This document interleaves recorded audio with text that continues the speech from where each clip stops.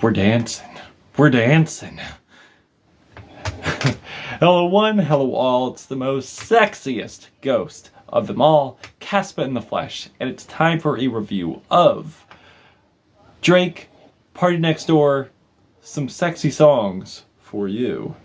This is the latest collab LP from Drake and Party Next Door. Their debut album, and both having a very wide catalog in many respects. And also, this wouldn't be the first time Drake would collab with another artist. It's not very foreign to him, as he has collabed in the past with Future, with What a Time to Be Alive, 21 Savage, with Her Loss. And I reviewed both very positively. Well, What a Time to Be Alive was before I started reviewing, but if you go back to Her Loss, I reviewed that very positively. Not one of my favorites of that year, but a very enjoyable record. I think Drake was more enthusiastic on that one than ever. I honestly had more fun listening to that record than any other thing Drake had put out around that time. But I did see a little bit of improvement when it came to For All the Dogs, which was Drake's last solo effort, where I think he put out some of his best stuff yet, such as Tried Our Best, 8 AM in Charlotte, Slime You Out, or Rich Baby Daddy. Again, not one of my favorite records by him, but the bops on there were definitely undeniable. But unfortunately, even though we got some bops here, some highlights, I could not escape the eye roll one-liners that Drake has been infamous for a very long time. And I think the days of lyrical best Drake is pretty much over. I think his lyrical highlights are pretty much behind him now, unfortunately. So honestly, what I go for now is just like his anthems, his bangers, his melodies, something I can sing along to now, because I feel like the days of, if you're reading this, it's too late, is so far gone. No pun intended. Boo! Get better material! And due to how badly Drake has suffered immensely from Kendrick Lamar and the beef with him, I really don't think it's in Drake's best interest to make something like attitude driven. I really think the tough guy act is far behind him now, especially given the lawsuit situation going on right now with UMG. Honestly, at this point, I think Drake should just stick to the melodies, stick to the musical aspect of his criteria, and really just go for that melodic bag we've known Drake for a long time. And on this, I can honestly say, for the most part, he did that. But unfortunately, he's teamed up with one of the most underwhelming, uninteresting, and honestly boring singer-songwriters of today, Party Next Door. But they're both from Canada, so it does make sense. I really didn't expect much from this, and honestly, I didn't get much. And I really don't think there were any singles leading into this that I heard going into this. So this was pretty much going into this with fresh ears. And upon listening to this a bunch of times, there were a lot of tracks here that did not move the needle for me. The closest here was probably NOKIA, because Give Me a Hug, Somebody Love Me, these tracks massively pale in comparison to what Champagne Papi has dished out in the past. At least with All the Dogs, at least with Her Loss, I could honestly say there were some bangers on there that were genuinely fun, that were genuinely exciting. I think Drake was more back in his bag a little bit there. But man, the beef with Kendrick Lamar really dismantled him here, because he is not really on his A game that much at all. I will say though, there are the melodic components that Drake has worked with in the past here, and to make comparison, even though ultimately I am not a fan of Nothing Was the Same, I do find some comparisons here sonically with the cloudiness, the depressiveness, the atmospheric soundscape here. It very much does read as some tracks of Nothing Was the Same, but honestly, this really pales in comparison to that, and that wasn't even that good. I would even compare this somewhat to Views in a way. And the title Some Sexy Songs for You really does run on false advertising. One, due to the fact that there is not some here, there is many songs here, and I'm honestly asking myself, who's this for? And also, as far as sexiness, there's really nothing sexy about this record. It's just very bloated. It's honestly just boring. It's boring to listen to. Because with 21 tracks, over an hour, the quality does not justify the length of this record. I'm sorry. And honestly, I feel like we're living in an age where rappers, artists are just trying to get together and culminate streams and just saturate the market with as many songs as they possibly can. Like, the album format for the mainstream, I wouldn't say it's dying, but I am seeing a trend here and I am not digging it. But I can name some albums that are very long that do justify the length. I would say, case in point, The Weeknd's album, Hurry Up Tomorrow. But if we're going to go independent, I would say Mount Erie's Night Palace. However, those had a theme to them. This one right here, I'm really struggling to see what the theme is because there's really no focus. It's just like they're just singing into the atmosphere and I'm just feeling nothing. But I will say though, I do think the flow of this record is really good. I think the way it transitions and segues into the next track, I think it's great. However, it would be better if we were transitioning into good songs, because consistently this thing is just, it's mostly misses, if I'm being honest. Because what we're getting here is very uninteresting, ham-fisted tracks, or just straight up boring tracks. Straight up boring tracks. And the track Somebody Love Me is a very lethargic bedroom snoozer where Drake and PARTYNEXTDOOR are just singing aimlessly. But at least Drake isn't hurling struggle bars our way this time around, fortunately. However, I'm just struggling to find the quality and the pacing here because the pacing is just not it and the hook is just not popping. It's like you're asking yourself, when did we get to the hook? This is the hook. But yeah, because the impact is just flaccid and directionless. It's just a really weak track. And Give Me a Hug is a very poor attempt at an anthem. It really does sound like Drake is trying to go back to the glory days of Nothing Was the Same. And don't get me wrong, the build-up is not bad. I actually was enjoying a little bit of the build-up here, where it sounds like Drake is about to go absolute beast mode. He's ready to just take the gloves off. He's had it. You get the triumphant horns in the background. But then he just starts trailing off into this really goofy, unnecessary mantra. Give me a hug, give me a hug, give me a hug, give me a hug. But then awkwardly transitions into this contemporary R&B song of Aaron Hall's I Miss You. I miss you. Like, I'm sorry, did some wizard come into the studio and sabotage the track and point at Drake and say, I command you to be Loverboy, and then awkwardly transform him into this R&B mode dude?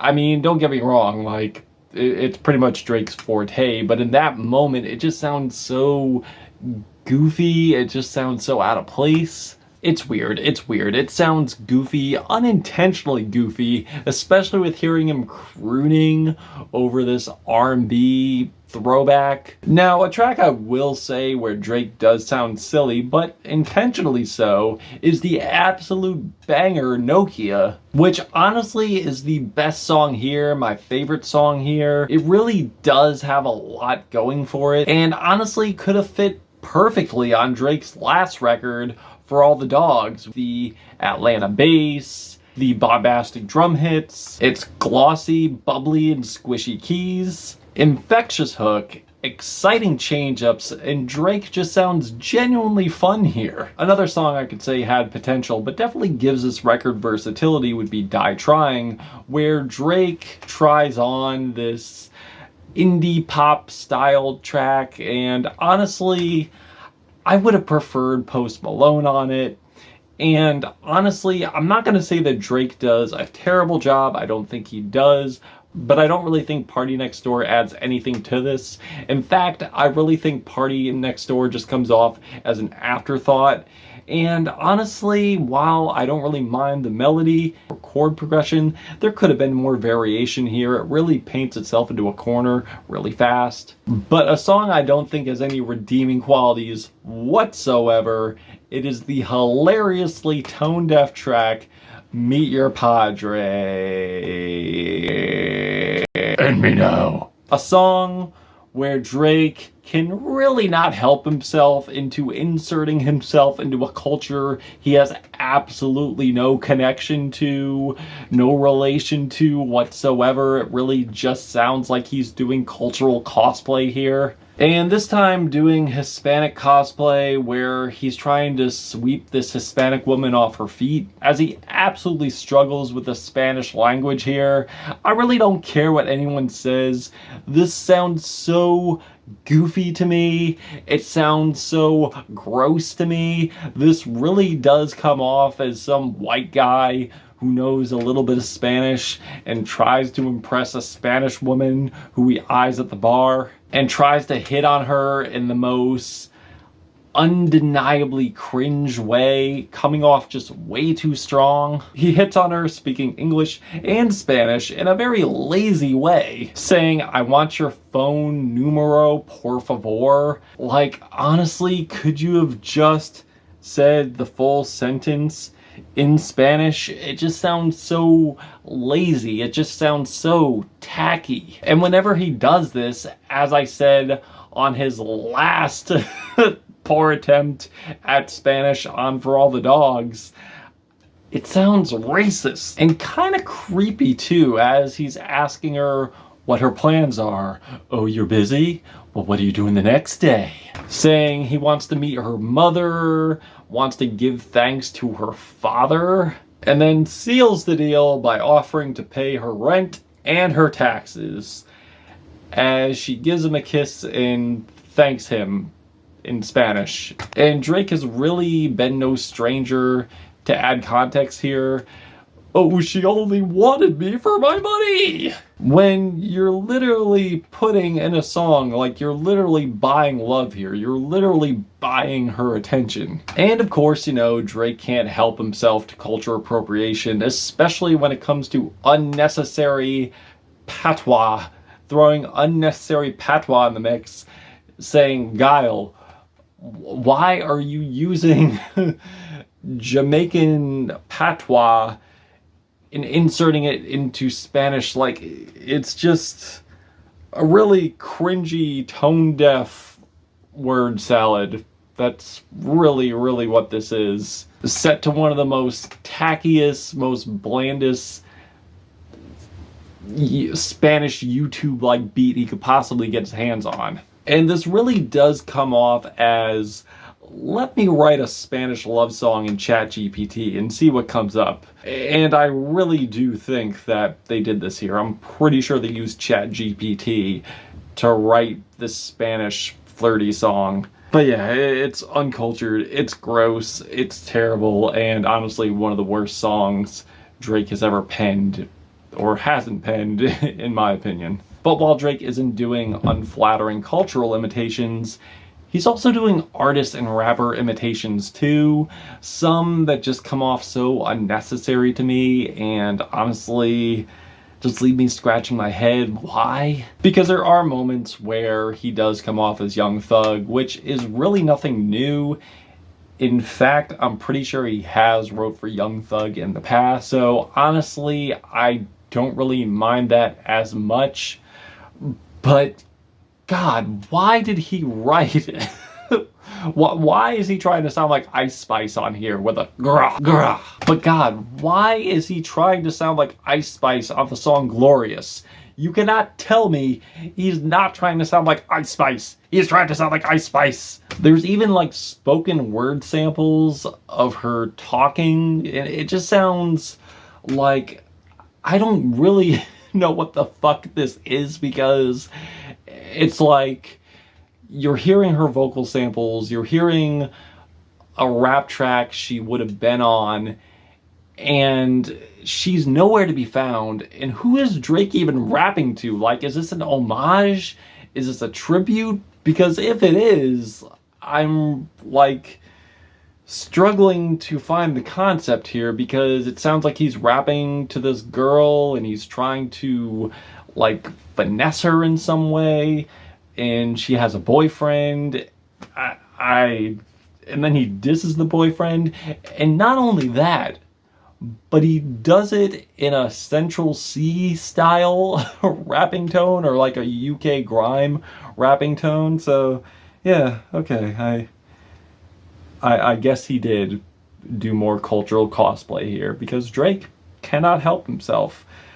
But yeah, the track is just bafflingly unnecessary. It's just stupid. It just sounds so tacked on, and really does remind me of back when rappers used to like use the name of women in rap for clout, use their name for clout. And in this case, I think he did it, but sample wise, like, I don't know. I don't see the point. I don't see the point. So let me move on to the next track. But yeah, I don't see the point. And I don't think this track is remotely about her. And if it is, it's in a very unflattering way. So it's like you take her production style, you take the clips of her voice, you don't really do anything meaningful or add anything to the record with it. She's not even on the track. So I just feel he's adding just unnecessary shit to albums, and this is honestly the gripe I had with For All the Dogs. And don't get me wrong, I have no problem with Drake going Loverboy mode. That's fine. It's just, there's no consistency in quality here. There's no consistency in like melody here. Like, the only song I could say where I was singing along to on this is Nokia. No. And this album is just way too bloated and tries to recreate Drake's early era days. And not only that, but each song just has the same message. It really does not move the needle in terms of creativity or versatility. And sure, you have the indie pop track. Sure, you have the failed Spanish track. But it's like mostly just getting a bunch of R&B, slow jam snoozers. Topically, it's mostly about the same thing in a very uninteresting way. Either Drake is trying to swoon this woman off her feet, trying to complain about her man, or just crying over this girl who he couldn't get. It's the same topic we get over and over and over, and I just want something new, but we're not getting anything new. If I could say one nice thing about this track, though, I do think Drake has a decent vocal refrain, and it really does sound like he's on the verge of breaking down and crying on this track. But other than that, this thing doesn't really have much to offer, except for this really pitched down refrain that goes absolutely nowhere. And vocally, in terms of his singing, he's come a very long way. There's no question about that. I'm not denying that. But with the exception of Nokia, nothing really pulls me in. Like, I'm not really finding anything interesting or consistently compelling here. And there are moments that are memorable and do stick with me, but not in a good way, like Glorious or Meet Your Padre. And when I could only remember a majority of the uncompromisingly cringy or corny lyrics on here that mostly ratio the decent ones, it's not good. There's also Spider-Man Superman, which is a very demo quality mess. And with a title like Spider-Man Superman, like, you would hopefully get some lyrics pertaining to Spider-Man or Superman or some type of superhero bar. I mean, you get a little bit of that on the hook, but nothing. Like, the singing's really boring, it's uninteresting, the lyrics don't really add up to the title at all. It's just a clickbaity, passionless auto-tune backtrack. And the beat on the back end just sounds like the equivalent of a car that won't start. And Small Town Fame, not a terrible track, but it does sound very unfinished and really does bolster my point. And my point being, there's a lot of moments here that just come off as streaming filler. There's no strong hook here. The beat sounds like a leftover of Drake's earlier work. And the following tracks aren't much better either. There's a lot of tracks here that I feel drag on way too long or too short and just really bolster my point here. Like, there's a lot of passionless crooning here. There's nothing sexy about this record. Like, most of this is just really glossy, uninteresting rap R&B wallpaper. While these songs are slow, they're cloudy, they're atmospheric, I think they just run off that. They just run off aesthetic and nothing more. They have melody, but the melodies don't hit. I don't feel anything. And when I do feel something, most of the time it's painfully cringe and awkward. But yeah, as I said before, there are parts of songs I like, but a majority of this, not really in a cohesive way. Like, it's really hard for me to get behind these tracks as a whole. It's really hard for me to get behind this album as a whole. Like, I'm thankful for there not being too many struggle bars, or if any. And again, when they do, they mostly come from PARTYNEXTDOOR. And he's such a non-factor on this album. And I do think the flow of this is good. I do think the tracks transition well. But man, there's just way too much tedious activity going on here. There's just way too many tedious tracks here. This thing could have been cut down to 10. I mean, it's just like this thing just goes on way too long. And honestly, I can't even say this qualifies as background music for getting sexy with a partner, because honestly, if this was playing, I would forget this was even on. Like, it's just so non-factor for me. But again, not a terrible record, but not a great one either. Not one of the worst albums of the year. But I do think that this just left a lot to be desired and could have been better. Way better. I'm feeling 2 black hearts out of 5 on this record. But if you've given this a listen, what did you think? Did you love it? Did you hate it? Why? And that's it. Caspa, Got the Ghost, Drake, PARTYNEXTDOOR, some sexy songs for you.